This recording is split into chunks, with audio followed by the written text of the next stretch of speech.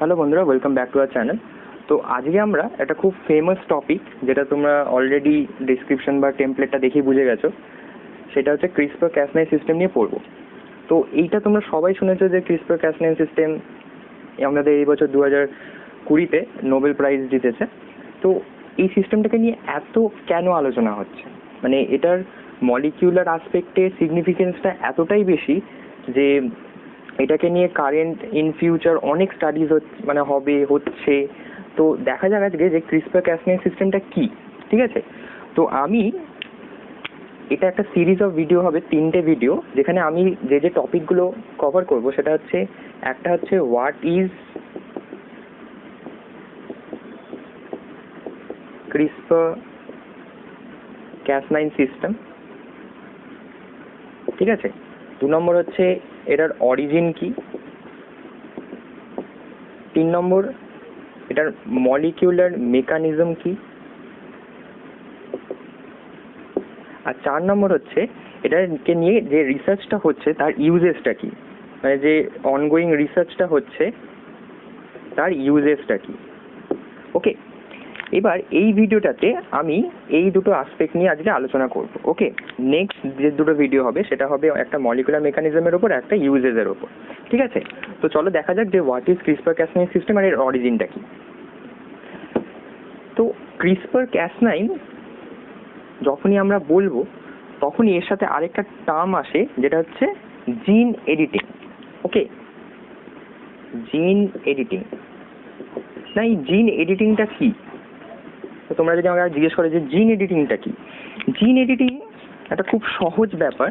সেটা কি না, ধরো একটা কোনো অ্যানিমালের একটা জিনোম আছে, ধরো এটা তার ডিএনএ, এটা হচ্ছে তার জিনোম, ঠিক আছে? এবার ধরো এইখানে আমার একটা স্পেসিফিক টার্গেট ডিএনএ আছে, মানে আমি যেটাকে নিয়ে স্টাডি করতে চাই সেটা হচ্ছে আমার এই পোর্শনটা, ডিএনএর এই পোর্শনটা, যেটাকে নিয়ে আমি স্টাডি করতে চাই। ওকে, আমি এটাকে এইভাবে মার্ক করলাম। না, ধরো আমার এই একটা টোটাল জিনোম, এই জিনোমের আমি এই পোর্শনটাকে নিয়ে আমি পার্টিকুলারলি স্টাডি করতে চাই, ঠিক আছে? এইবার এই CRISPR-Cas9 কিভাবে আমাকে একটা একটা আসপেক্ট দিচ্ছে যে আমি পার্টিকুলার একটা জিনোমের এই রিজিয়নটাকে নিয়ে যা খুশি করতে পারি, মানে এটাকে এডিট করতে পারি আমার মন মতো অনুযায়ী। তো কিভাবে সেটা হচ্ছে সেটা দেখা যাক। আগে দেখা যাক, এই CRISPR হচ্ছে একটা আরএনএ, ঠিক আছে? এটা একটা আরএনএ পার্ট। ওকে, আর এই Cas9 হচ্ছে একটা প্রোটিন,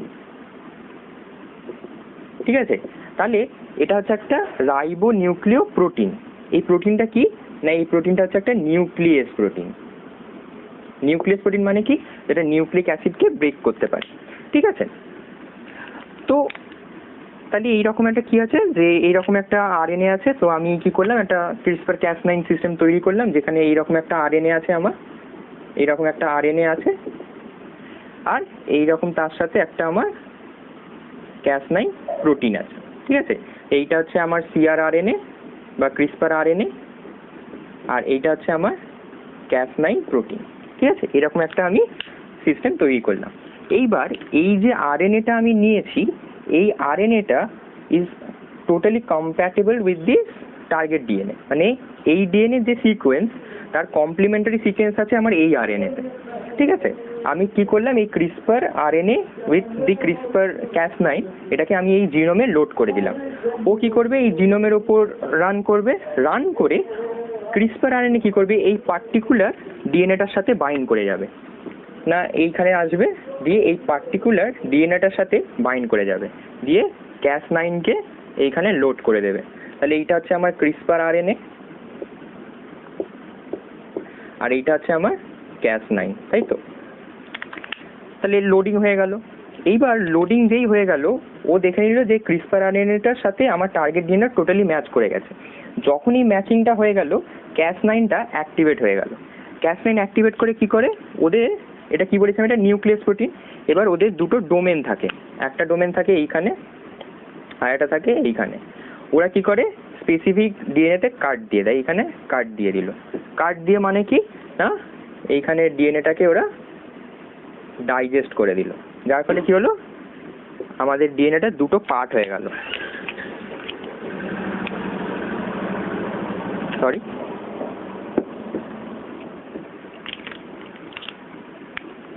আমাদের ডিএনএটা দুটো পার্ট হয়ে গেল।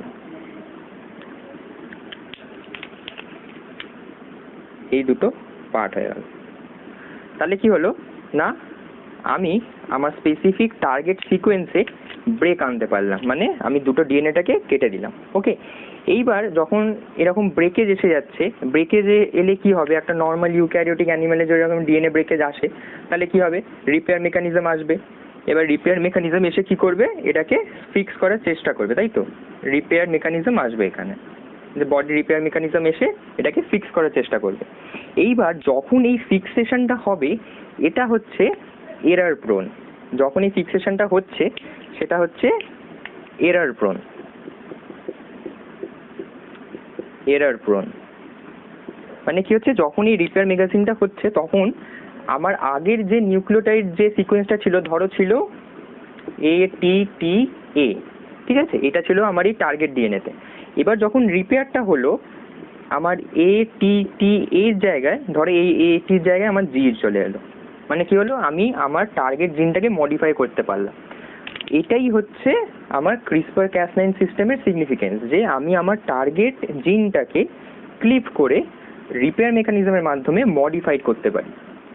তো এই জন্য আমরা ক্রিসপার ক্যাস9 সিস্টেম এতটা সিগনিফিকেন্ট, যে আমরা যে কোনো জিন প্রোডাক্টকে, আমাদের টার্গেট জিন প্রোডাক্টকে আমরা মডিফাই করতে পারছি।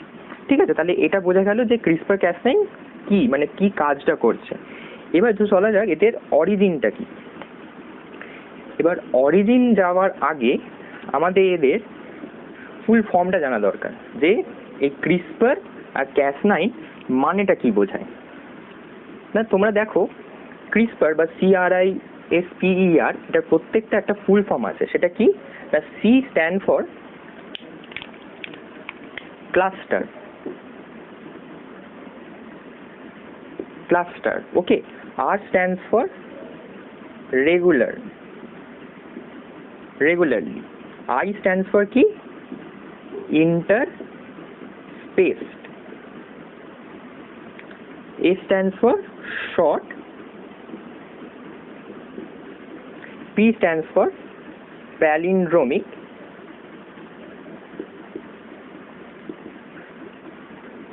palindromic repeat, তাই তো? রিপিট। তাহলে কি ক্রিসপারের মানেটা কি? ক্রিসপারের মানে হচ্ছে clusters regularly interspaced by short palindromic repeat. সব ঘেটে গেছে তো? ঘেটে যাবে না, দাঁড়াও। আর ক্যাস9 মানেটা কি? ক্যাস9 মানে হচ্ছে C স্ট্যান্ড ফর ক্রিসপার, ঠিক আছে, ক্রিসপার অ্যাসোসিয়েটেড জিন সিকোয়েন্স, যেটা হচ্ছে একটা প্রোটিন, আর এটা হচ্ছে একটা RNA, ঠিক আছে। তাহলে কি স্ট্যান্ড হলো না, ক্রিসপার মানে হচ্ছে cluster regularly interspaced by short palindromic repeats, আর ক্যাস9 মানে হচ্ছে CRISPR associated gene sequence. Okay, তো এটা বোঝানোর আগে আমাকে একটা টার্ম বোঝাতে হবে, যেটা প্যালিন্ড্রমিকটা মানে কি। প্যালিন্ড্রমিক্স মানে হচ্ছে যেটা এমন একটা সেন্টেন্স যেটা লেফট বা রাইট যেদিক থেকেই খুশি পড়ো সেটা সেম হবে। যেমন ধরো আমি যদি জিনের মাধ্যমে বোঝাই, ধরো এরকম একটা সিকোয়েন্স আছে ATTGGAA, ঠিক আছে, এটা তুমি যেদিক দিয়েই পড়ো না কেন এটা দেখবে সেম হবে। সরি, AA,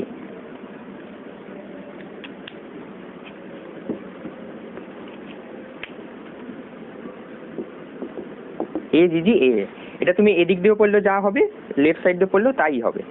এই যে যেরকম যে সিকোয়েন্সগুলো, এইগুলোকে বলা হয় প্যালিন্ড্রোমিক, ঠিক আছে। আর প্যালিন্ড্রোমিক রিকুইটস মানে হচ্ছে না এইরকম প্যালিন্ড্রোমিক সিকোয়েন্স প্রচুর আছে, ঠিক আছে। তো দেখা যাক এবার এই প্যালিন্ড্রোমিক সিকোয়েন্সগুলো গুরুত্বটা কি। তো আমি এটা মুছে দিই। এবার সায়েন্টিস্টরা ফার্স্ট এটা পান হচ্ছে ব্যাকটেরিয়াল বা প্রোক্যারিওটিক সেলে। না এই ক্রিসপার ক্যাস9 সিস্টেম ফার্স্ট কোথায় পাওয়া যায়, অরিজিন কি না সেটা হচ্ছে ব্যাকটেরিয়া বা প্রোক্যারিওটে, তাই তো। তো এইবার ব্যাকটেরিয়া বা প্রোক্যারিওটে বিভিন্ন সায়েন্টিস্টরা রিসার্চ করে দেখতে পেলেন কি না এই ক্রিসপার ক্যাস9 যেটা কি একটা cluster regularly interface short প্যালিন্ড্রোমিক repeats পাওয়া যাচ্ছে। তো দেখা যাক আমি যদি একটা ব্যাকটেরিয়াকে দেখাই তাহলে কিরকম থাকছে এই সিকোয়েন্সগুলো সেটা দেখা যাক। না ধরো এই পুরো বোর্ডটা হচ্ছে একটা ব্যাকটেরিয়ার সেলের ভেতরটা, ঠিক আছে, পুরো বোর্ডটা একটা ব্যাকটেরিয়া সেলের ইনসাইড ভিউ, ঠিক আছে। এইবার এইখানে ব্যাকটেরিয়াল যে ক্রোমোজোম বা ব্যাকটেরিয়াল জিনোম সেটা আছে যেটা সার্কুলার হয়, আমি আমার এখানে বোর্ডের আঁকার সুবিধার জন্য লিনিয়ার করছি, কিন্তু ব্যাকটেরিয়াল জিনোমটা সার্কুলার ডিএনএ, ঠিক আছে।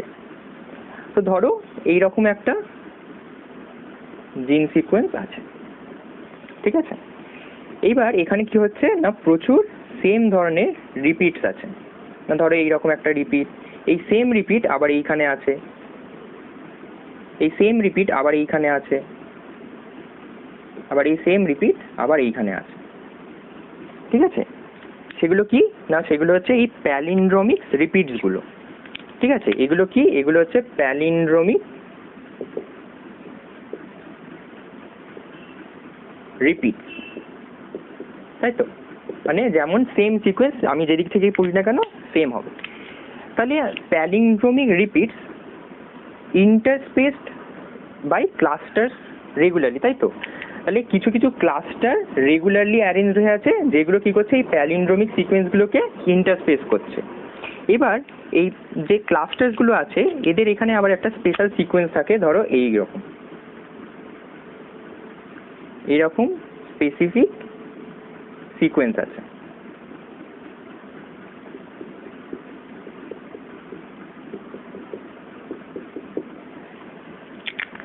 এই প্যালিন্ড্রোমিক সিকোয়েন্সগুলো কিন্তু সব জায়গায় সেম, কিন্তু দেখো এই স্পেসার্ড সিকোয়েন্সগুলো বা যে ইন্টারমিডিয়েট সিকোয়েন্সগুলো সেগুলো কিন্তু সবেতে সেম না, এক একটা এক এক রকম বা এক একটা একদম ডিফারেন্ট ফ্রম ইচ আদার। তাই জন্য নামটা হচ্ছে clusters repeatedly interspaced by short palindromic sequence, ঠিক আছে। এইটাকে আমরা বলছি ব্যাকটেরিয়াল জিনোমের ক্ষেত্রে এটাকে আমরা বলছি ক্রিসপার অ্যারে। ক্রিসপার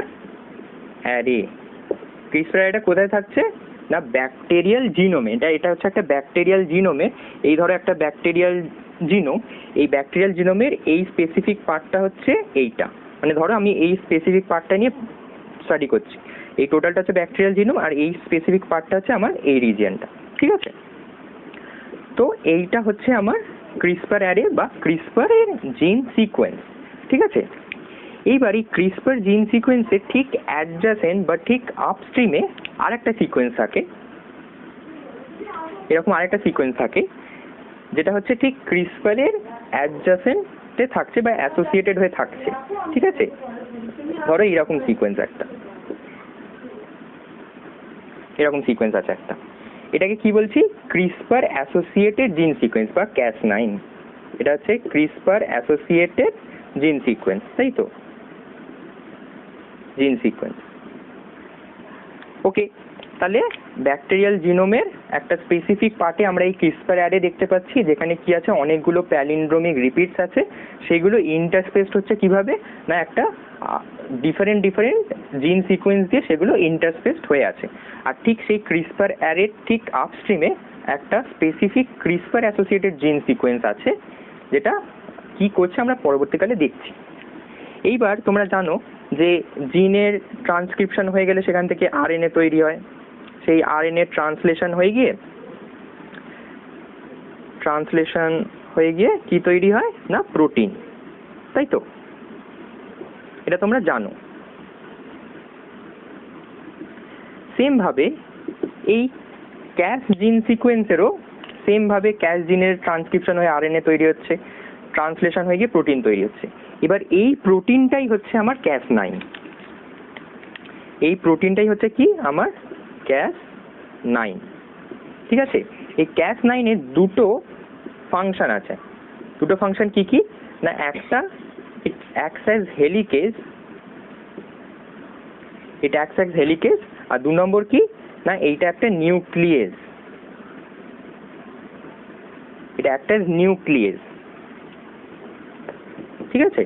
তাহলে এই ক্যাস প্রোটিন যেটা ক্রিসপার অ্যারের সাথে অ্যাডজাসেন্ট, সেটা দুটো কাজ, একটা হচ্ছে তার হেলিকেজ এবিলিটি আছে আর একটা হচ্ছে তার নিউক্লিয়েস এবিলিটি আছে। এবার হেলিকেজটা কি করতে হেল্প করে? হেলিকেজটা আমাদের মেনলি ডিএনএ কে আনউইন্ড করতে হেল্প করে, যেটার কি হচ্ছে আমাদের মেনলি জিন এক্সপ্রেশনে কাজে লাগছে। আর নিউক্লিয়েসটা মেনলি আমাদের ডিএনএ মেটাবলিজম করছে, তাই তো। ডিএনএ মেটাবলিজম মানে ডিএনএ কে ডিগ্রেড করতে হেল্প করছে। ওকে, তো Cas9 প্রোটিনটা দুটো কাজ, একটা হচ্ছে হেলিকেজ অ্যাকশন যেটা জিন এক্সপ্রেশনে হেল্প করছে, আর একটা নিউক্লিয়েস অ্যাকশন যেটা ডিএনএ মেটাবলিজম করছে। ওকে, আর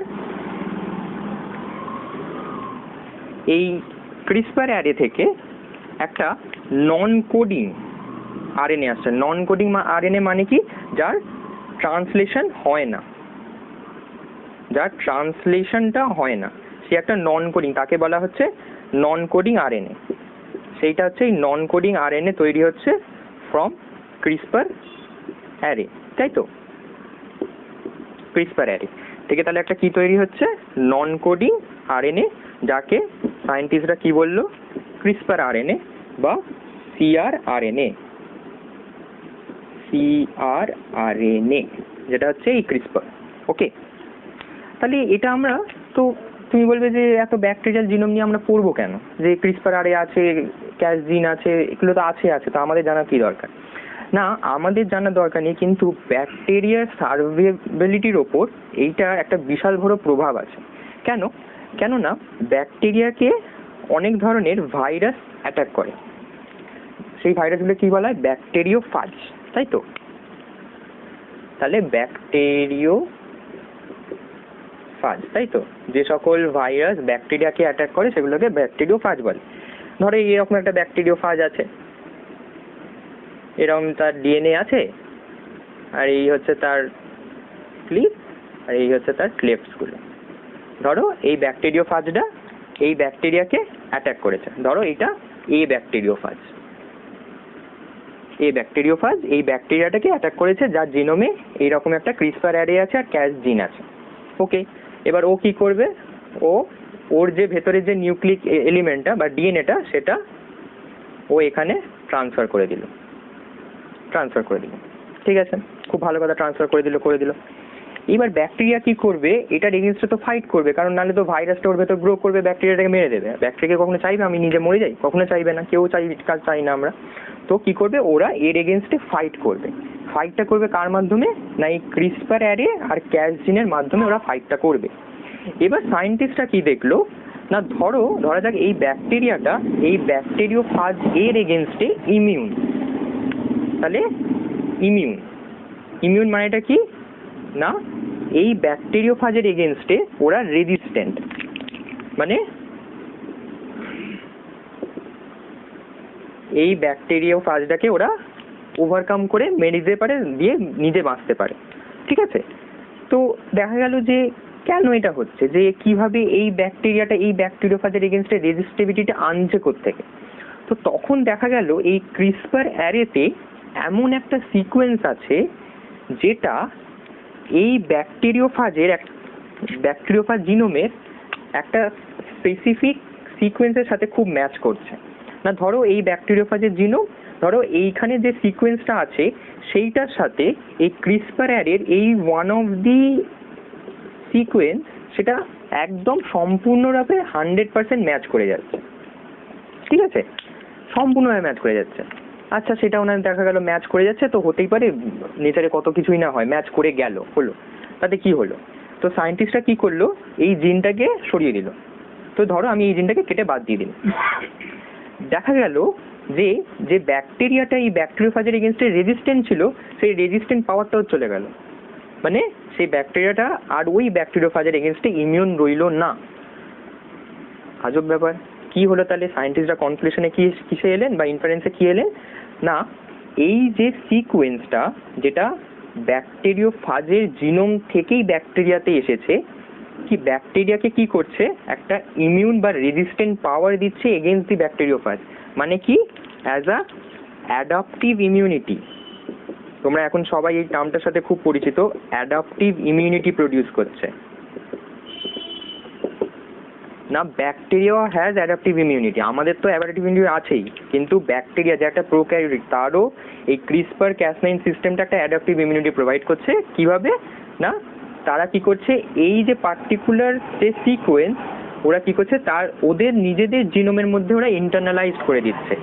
তো সায়েন্টিস্টরা এটার নাম দিলেন স্পেসার সিকোয়েন্স। স্পেসার সিকোয়েন্স, ঠিক আছে। আর যে ব্যাকটেরিওফাজের জিনোম থেকে বা যে জিন থেকে এই স্পেসার সিকোয়েন্সটা আসছে, মানে এইটা, সেটার নাম দিলেন প্রোটোস্পেসার। প্রোটোস্পেসার সিকোয়েন্স। ওকে, তাহলে কি হলো না, যে ব্যাকটেরিওফাজ থেকে স্পেসার সিকোয়েন্সটা এলো সেটাকে তারা বলেন প্রোটোস্পেসার সিকোয়েন্স। আর যে প্রোটোস্পেসার সিকোয়েন্সটা যখন ব্যাকটেরিয়ার জিনোমে ইনগালফ হয়ে গেল, যখন ওদের পার্ট হয়ে গেল, তখন কি হচ্ছে, তাদেরকে বলছি আমরা স্পেসার সিকোয়েন্স। তাহলে একটা খুব সহজ বিষয়, তাহলে তোমরা বলতে পারবে যে এই যে সিকোয়েন্সগুলো আছে এগুলো কিন্তু ব্যাকটেরিয়ার নিজের জিনোমের সিকোয়েন্স নয়, এইগুলো হচ্ছে ওরা তাদের লাইফ স্প্যানে যতগুলো ব্যাকটেরিওফাজের মাধ্যমে অ্যাট্যাক্ট হয়েছে তাদের জিনোমের স্পেসিফিক সিকোয়েন্সগুলো হচ্ছে এই স্পেসার সিকোয়েন্স। মানে এই স্পেসার সিকোয়েন্সগুলো সিগনিফাই করছে একটা ব্যাকটেরিয়া তার লাইফ স্প্যানে কতগুলো ব্যাকটেরিওফাজের দ্বারা আক্রান্ত হয়েছে। মানে এটা অ্যাজ আ ওদের ইমিউন মেমোরি হিসাবে কাজ করছে, ইমিউন মেমোরি হিসাবে কাজ করছে না। আমরা যেমন অ্যাডাপটিভ ইমিউনিটির মাধ্যমে যে অ্যান্টিবডি সিক্রেট করছি, টি হেল্পার সেল, আরও অনেক কিছু আছে, মেমোরি তৈরি করছি, সেই রকম ব্যাকটেরিয়া এইটার এগেনস্টে একটা ইমিউনিটি তৈরি করছে, তাই তো। তো দেখা যাক এবার এই ইমিউনিটিটা কিভাবে ওরা কাজ করছে, ঠিক আছে।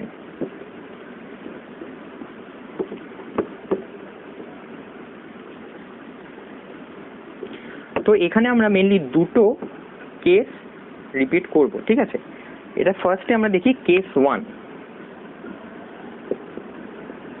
কেস 1 যেখানে কি হচ্ছে, ব্যাকটেরিয়াটা ধরো এই হচ্ছে জিনোম, এই জিনোম, এইখানে সেই রিপিটসগুলো আছে,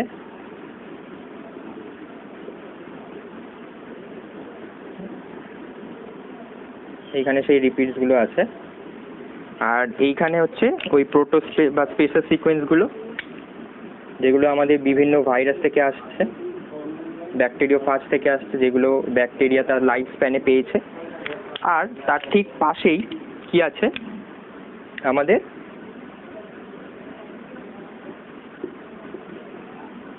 ক্যাস সিকোয়েন্স, তাই তো, ক্যাস সিকোয়েন্স।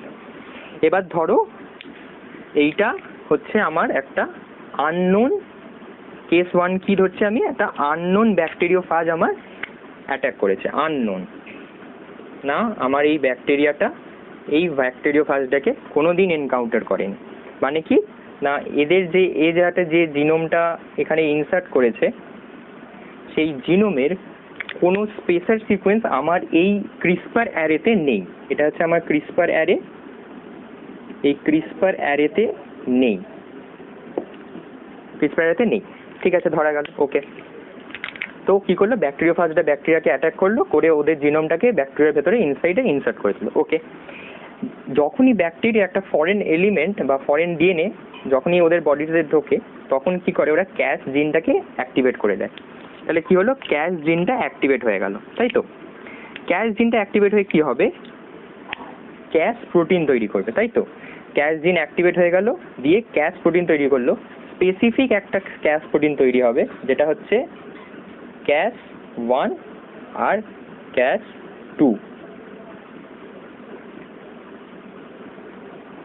এটাকে আবার অ্যাকুইজিশন ক্যাস প্রোটিনও বলে। মানে এটা মেনলি কি করে না, এইখানে যে জিনোম যে পার্টটাকে ওরা কাটবে, সে কেটে এইখানে ওরা এই স্পেসার সিকোয়েন্সে বা ক্রিসপার অ্যারে সিকোয়েন্সের মধ্যে ইনগালফ করে দিতে পারে, সেই জন্য এটাকে ক্যাস 1 বা ক্যাস 2 বলা হয়।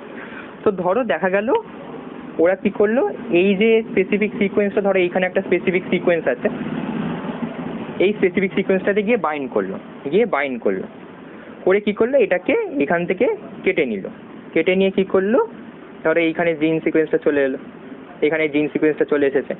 ওরা কি করলো, এই জিন সিকোয়েন্সটাকে এইখানে এই যে ক্যাস1 আর ক্যাস2 এসে, এই ক্যাস1 আর এইখানে ক্যাস2 এসে ওটাকে কি করলো, ওরা ব্যাকটেরিয়াল জিনোমে ওটাকে ইনসার্ট করে দিল।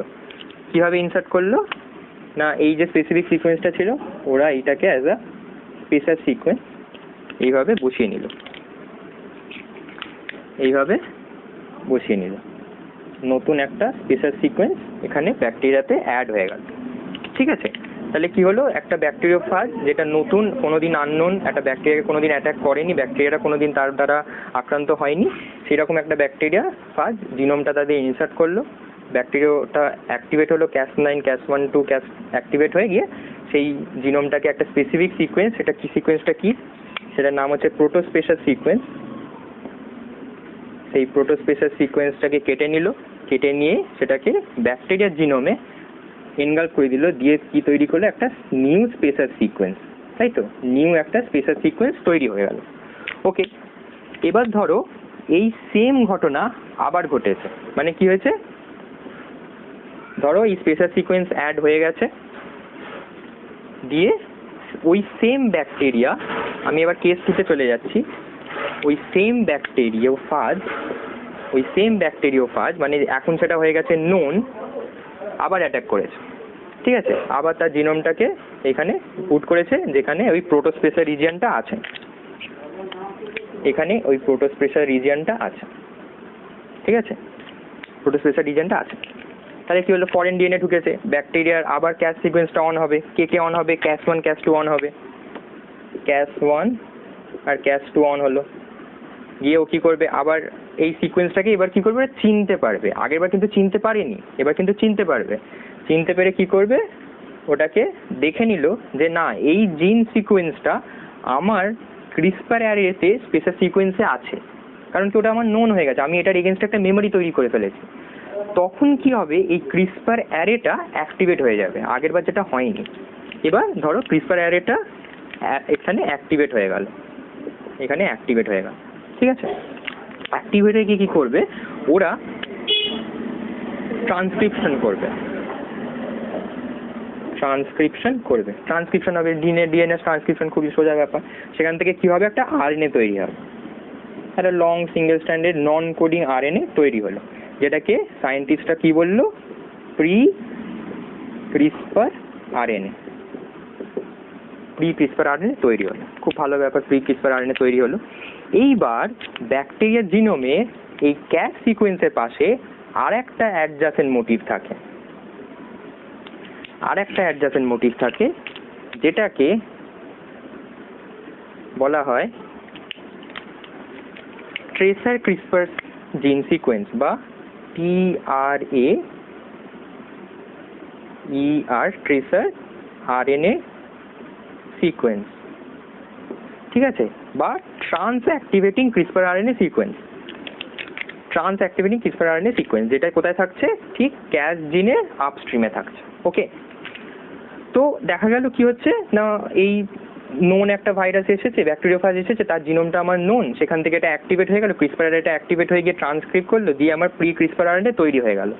এবার যখনই প্রি ক্রিসপার আরএনএ তৈরি হয়, ঠিক তখনই এই ট্রেসার আরএনএ বা ট্রান্স অ্যাক্টিভেটিং ক্রিসপার আরএনএটা অ্যাক্টিভেট হয়ে যায়।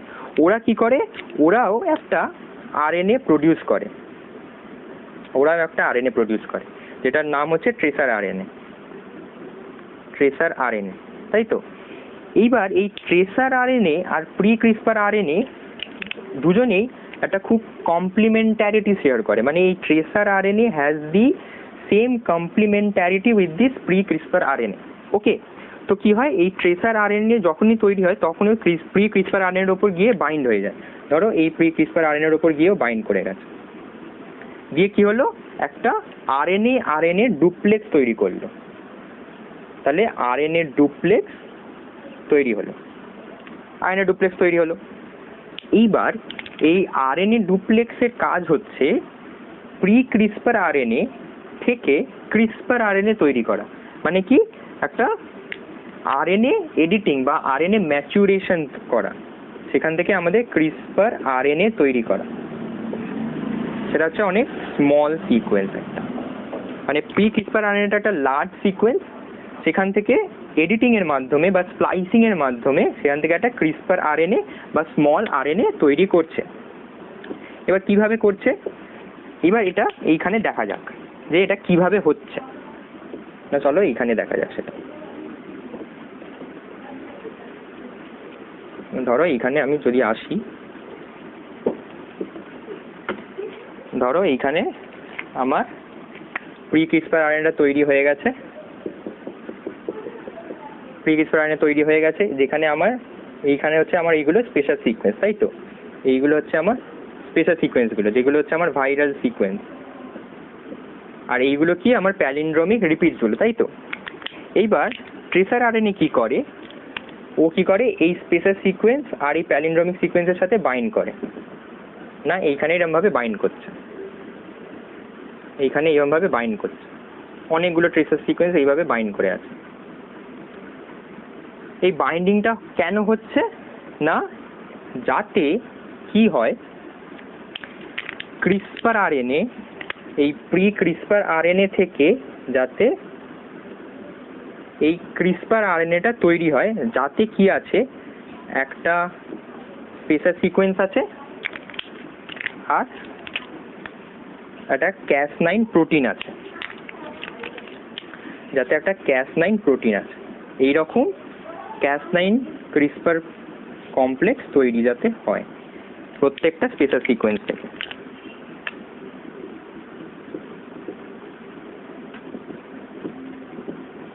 মানে তাহলে কি হচ্ছে, এই এক একটা ক্রিসপার Cas9 সিস্টেম এক একটা স্পেশাল সিকোয়েন্স এখানে আছে, ঠিক আছে?